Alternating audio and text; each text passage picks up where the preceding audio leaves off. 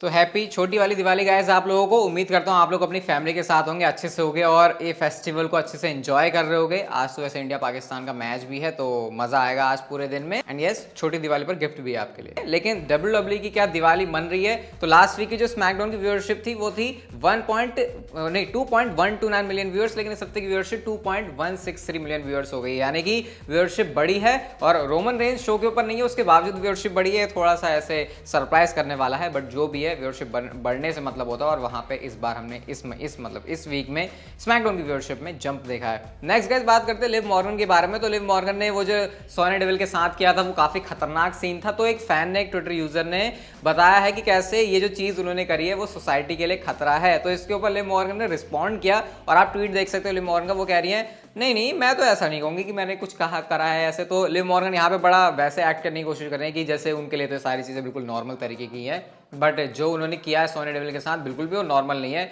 बहुत टाइम तक वो याद रहने वाला है हर किसी को। बट डेफिनेटली सोसाइटी के लिए ऐसी कोई बुरी बात नहीं की लिव मॉर्गन ने। लेकिन हाँ, ये सोसाइटी आपको ऐसा जरूर फील करवा सकती है, आपके आसपास के लोग, कि आप उनके ऊपर बर्डन से बन गए। और ऐसा कब होता है? जब लाइफ में चीजें हमारे लिए सही नहीं चल रही होती, हमारे डिसीजन सही नहीं होते, हम जो काम करना चाह रहे होते हैं वो नहीं होता, हम बहुत परेशान हो जाते हैं। और इससे रिलेटेड एक बुक समरी मैंने सुननी फिनिश की कुक एफएम के ऊपर, जिसका नाम है डू ओवर। इस 2 घंटे की पूरी बुक समरी को सुनने के बाद आपको समझ में आएगा कि लाइफ में जो चीजें गलत चल रही हैं उसको कैसे फिक्स करना, कैसे आप सारी चीजों को रीस्टार्ट कर सकते हो। और क्योंकि ये कुको एफएम के ऊपर है, जो कि इंडिया का लीडिंग ऑडियो शो प्लेटफॉर्म है, इसका कंटेंट साइज की जो लाइब्रेरी है वो 10,000 से भी ज्यादा ऑडियो शोज की है, रीजनल लैंग्वेजेस के अंदर, अलग अलग कैटेगरीज के अंदर, और मेड इन इंडिया एप्लीकेशन है, तो हमको इसको सपोर्ट करना चाहिए। और क्योंकि दिवाली का टाइम चल रहा है और आपके लिए गिफ्ट है कुको एफएम की तरफ से 10 लाख रुपीज तक के, जैसे कि कार, गोल्ड कॉइन या फिर वाउचर। सब ये जीतना कैसे, लकी ड्रॉ में एंटर कैसे करना है, कुछ नहीं करना आपको ज्यादा। दिवाली 50 कोड का यूज करना है, डिस्क्रिप्शन से जाना, कुको एफएम को डाउनलोड करना है, और जैसे ही आप ये चीज करोगे तो लकी ड्रॉ के अंदर तो आप लोग एंटर हो ही जाओगे। लेकिन जो आपको कुको एफएम का साल का सब्सक्रिप्शन 399 का मिलता है वो 199 का हो जाएगा। तो आपके लिए यहाँ पर ये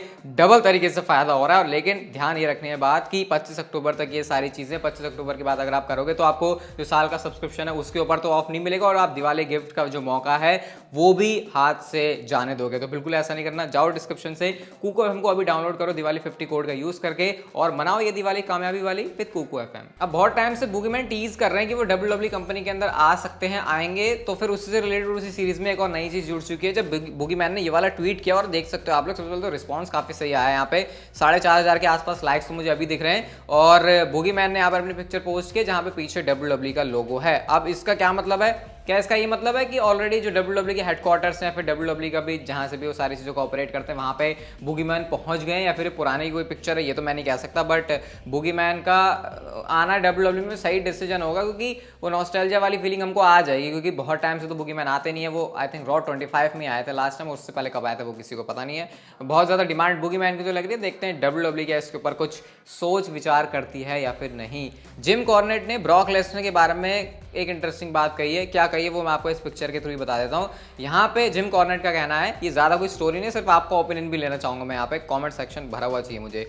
ब्रॉक लेसनर के बारे में उन्होंने कहा कि Brock Lesnar is the biggest star in the business today. ये कहना है जिम कॉर्नेट का। अब इस बात से आप कितना अग्री करते हो? क्या सच में वो बिगेस्ट स्टार हैं? तो ये मैंने कमेंट सेक्शन आज अपना थोड़ा सा भरने के लिए ही इस चीज़ को डाला है कि मुझे चाहिए कि आप क्या बोलते हो। मतलब कमेंट मैं भी बैठ के पढ़ूंगा। और हाँ, वो लिख रहे हो कुछ ब्रॉक लेसनर के सपोर्ट में तो उसके पीछे रीजन चाहिए, और ब्रॉक लेसनर के अगर अगेंस्ट में या फिर आपको कोई और बड़ा नाम लग रहा है तो वो भी चाहिए एक रीजन के साथ में। तो मजा आएगा आज कमेंट सेक्शन के अंदर। इंटरकॉन्टिनेंटल चैंपियनशिप का मैच WWE ने ऑफिशियली एडवर्टाइज कर दिया है। कब के लिए? क्राउन जूल से पहले जो स्मैकडाउन का एडिशन होने वाला है वहां के लिए, यानी कि 5 नवंबर को है, तो 4 नवंबर का होगा स्मैकडाउन का एडिशन। लेकिन थोड़ी सी बुरी बात यह है कि ये जो स्मैकडाउन का एडिशन है WWE पहले से टेप करने वाली, यानी कि मेरे ख्याल से जो अगले स्मैकडाउन का एपिसोड होगा वहीं पर WWE इस चीज़ को टेप कर लेगी। तो मतलब दोनों ही शोज को साथ में। अब बुरा ये है कि जब शो टेप्ड हो जाते हैं तो फिर पता लग जाता है कि क्या होने वाला शो के अंदर। बट मैं शायद इस बार कोशिश करूंगा कि ना मैं वो चीज़ देखूं और ना आपको बताऊं। अगर आप ऐसा चाहते हो तो मुझे बताना कि क्या आपको ऐसा चाहिए कि ना, क्योंकि अगर मैंने देख लिया उस चीज़ को, मतलब क्या करना है, चलो बताना है, स्पॉइलर है फिर नहीं, मुझे आप बता सकते हो। बट देखते हैं रे मिस्टर क्या करते हैं गुंथर के सामने, और क्या इंटरकॉन्टिनेंटल चैंपियनशिप को वो जीत पाते हैं या फिर नहीं। ब्रॉक लेसनर के बारे में एक और अच्छी बात बताया था, ये भी गो होम एडिशन है क्राउन जूल के लिए। तो यहाँ पे WWE ने ऑफिशियली ब्रॉक लेसनर को एडवर्टाइज कर दिया 31 अक्टूबर का जो रॉ का एडिशन है, और ना सिर्फ ये गो होम एडिशन है बल्कि हैलोवीन एडिशन भी इसको WWE स्पेशल थीम के साथ बनाएगी। तो ये काफ़ी इंटरेस्टिंग रहता है। यहाँ पे हमको स्ट्रीट फाइट जैसे कुछ स्टिपुलेशन वाले मैचेस भी देखने को मिलते हैं। पूरी थीम अलग होती है शो की, तो ऐसा कुछ है तो फिर रॉ पे तो मज़ा है ही, और ब्रॉक लेसनर भी कुछ अलग समा बांध सकते हैं इस मंडे नाइट रॉ के एपिसोड में। ब्रे वाइट ने एक बार फिर से अपनी ट्विटर की बायो को चेंज कर दिया, और पता नहीं क्या करते हैं ब्रे वाइट, समझ में नहीं आता मुझे।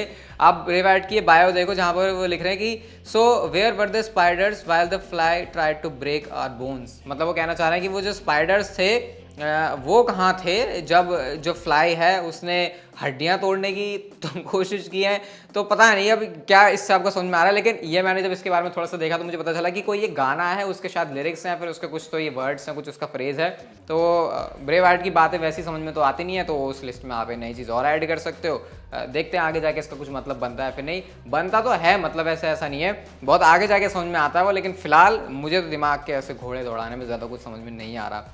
Next guys, Sami Zayn and Solo Sikoa के बारे में बहुत इंटरेस्टिंग बात आपको बताता हूँ मैं, आपको भी सुन के मजा आएगा कि हाँ भाई रोहित भाई ने कुछ बात बता दिया सही सी। तो सोलो सिकोवा इंटरव्यू के अंदर सैमी ज़ेन की बात करते हैं। ये तो मैंने आपको कल वाली वीडियो के अंदर बताया था भाई, शाम को भी वीडियो डाली है मैंने, जाके देखी नहीं तुम लोगों ने, उसका नोटिफिकेशन भी नहीं किया था, तो जाके देख लेना, उसको आई बटन पे दे दूंगा और डिस्क्रिप्शन में भी है। फायरफ्लाई अनाउंस के बारे में बड़ी अपडेट है उसमें। सोलो सिकोवा ने यहाँ पे सैमी ज़ेन के बारे में क्या कहा, वो कहते हैं कि हाँ कल तो पहले कहा था उन्होंने कि रोमन रेंस अगर चाहेगा तो सैमी ज़ेन है मैं उसको सपोर्ट करूंगा, रोमन रेंस जैसे मना कर दे तो सैमी ज़ेन को मैं भी भगा दूंगा। लेकिन उन्होंने ये कहा कि जब हम आते हैं ब्लड लाइन प्रोमो कट करने तो हम इस चीज़ को ऐसे रिहर्सल में लेते हैं कि किसको क्या बोलना है, ऐसा सोलो सिकोवा ने रिवील किया, जो कि बड़ा इंटरेस्टिंग है। मुझे ये नहीं पता कि क्या इसमें रोमन रेंस भी इन्वॉल्व हैं, कि हाँ वो शो पर जाने से पहले प्रोमोस कट करने से पहले उसको रिहर्स कर रहे हैं, क्या रोमन रेंस इन्वॉल्व है ये मुझे नहीं पता। लेकिन सोलो सिकोवा ने ये जरूर कहा कि जब सैमी ज़ेन बोलने जा रहा होता है तो बैक स्टेज पहले हम उसके बारे में बात करते हैं। तो आई थिंक अगर पूरा ब्लड लाइन का सेगमेंट है तो शायद रोमन रेंस भी इस पूरी चीज़ में इन्वॉल्व होते होंगे।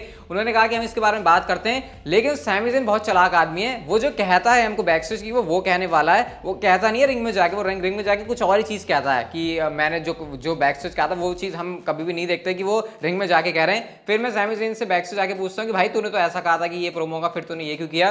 तो सैमी ज़ेन इसका जवाब ये देते हैं सोलो सिकोवा को कि मैं चाहता हूँ कि तू वाकई में हंसो, क्योंकि मेरी जो लाइन्स हैं मैं देखना चाहता हूँ कि हाँ क्या वो ऐसी हैं कि हाँ वो हंसा दे, तो मैं तुम्हें क्रैक करना चाहता हूँ, इसलिए मैं बैक स्टेज कुछ बोलता हूँ और रिंग में जाके कुछ बोलता हूँ। और सोलो सिकोवा ने ये कहा कि मेरे को अपने कैरेक्टर में रह के बहुत मुश्किल हो जाता है मेंटेन करना कि मैं कैसे सैमी ज़ेन की बातों में ना हंसूं, वो जो रिंग के अंदर कहते हैं। इवन वो तो आपको याद ही होगा जब उन्होंने कहा था कि सबसे बड़ा टू है लोगन पॉल, ऐसा करके उन्होंने कहा था, तो रोमन रेंस वहाँ पे हंस गए थे। मतलब रोमन रेंस जैसा बंदा अपना कैरेक्टर ब्रेक कर रहा है, जो अपने कैरेक्टर में इतना ज़्यादा रहता है जब वो रिंग के अंदर आता है, तो फिर आप सोच ही सकते हो। तो ये बड़ी कुछ मुझे इंटरेस्टिंग अंदर की बात लगी, तो सोचा आपके साथ शेयर कर देता हूँ। तो सैमी ज़ेन एक्चुअल में एक एंटरटेनिंग मटेरियल है, ना सिर्फ टेलीविजन के लिए बल्कि जो भी लोग उनके साथ काम कर रहे हैं। और आई थिंक वही रीज़न है कि बहुत टाइम पहले रोमन रेंस ने अप्रिशिएट किया था सैमी ज़ेन को कि हर कोई बंदा उनके साथ काम करना चाहेगा। आज की नेक्स्ट एंड फाइनल स्टोरी की बात करते हैं। तो लोगन पॉल कह रहे हैं कि मैंने रोमन रेंस को फंसा दिया है WWE में आके और उससे अनडिस्प्यूटेड चैंपियनशिप का मैच लेके। अब लोगन पॉल ने ऐसा क्यों कहा? लोगन पॉल कहते हैं कि मैं जिस भी जगह पे कदम रखता हूं तो मैं आंधी लेके आता हूं, मैं बड़ा धमाका करता हूं। और जब मैं WWE कंपनी के अंदर आया तो मैंने सोचा कि मेरे से तो वेट नहीं होगा, मेरे अंदर इतने पेशेंस नहीं है कि मैं वेट कर सकूं। तो इस वजह से रोमन रेंस के साथ मैंने उलझने की कोशिश करी और रोमन रेंस सच में मेरे साथ उलझ भी गया। मतलब मैं उसको लेके आया हूं, तब जाके Roman Reigns and Logan Paul का मैच बन रहा है। एंड आई थिंक ये स्टोरी लाइन के पर्सपेक्टिव से नहीं बोल रहे हो, वो सच में भी बोल रहे हैं, क्योंकि रोमन रेंस ऐसे बंदे हैं जो कि चाहेंगे कि मेरा मैच इस बंदे के साथ तो ऐसे होना चाहिए। लेकिन डेफिनेटली लोगन पॉल ने घड़ियां सुई कुछ ऐसे घुमाई कि वो एग्जैक्ट वही टाइम बजा जो कि लोगन पॉल चाहते थे कि बच जाए। क्या सेंस बना इसका समझ जाओ, लेकिन कुछ तो सेंस बना दिया मैंने कि जिस तरीके से शेप में लाना चाहते थे सारी चीज़ों को लोगन पॉल, उसी शेप में वो आई। और इसलिए लोगन पॉल कह रहे हैं कि मैंने रोमन रेंस को फंसा दिया और अब जो है मेरा और उसका मैच होगा। और फिर वो ये भी कह रहे हैं कि अब तुम देखना जब मैं रोमन रेंस के सामने उतरता हूँ क्राउन ज्वेल में अनडिस्प्यूटेड चैंपियनशिप के मैच के लिए। तो ये तो कहना पड़ेगा कि लोगन पॉल ने आते ही बड़ा छक्का सा मारा है या फिर कोई बहुत बड़ा अपना पत्ता ऐसा खेला कि लोगन पॉल को रोमन रेंस के साथ मैच मिल गया। बट वो ज़्यादा मैटर नहीं करता, मैटर ये करता है कि क्या वो अनडिस्प्यूटेड चैंपियनशिप रोमन रेंस से जीत पाते हैं या फिर नहीं। तो गाइस देर मत करो, जाके कुक एफएम को डिस्क्रिप्शन से जाके डाउनलोड करो और दिवाली में जो ऑफर चल रहा है उसका भी आप लोग फायदा ले सकते हो। ये वीडियो गाइस अगर आपको अच्छी लगी तो like share subscribe notification bell को ऑन कर दो and see you guys in my next video.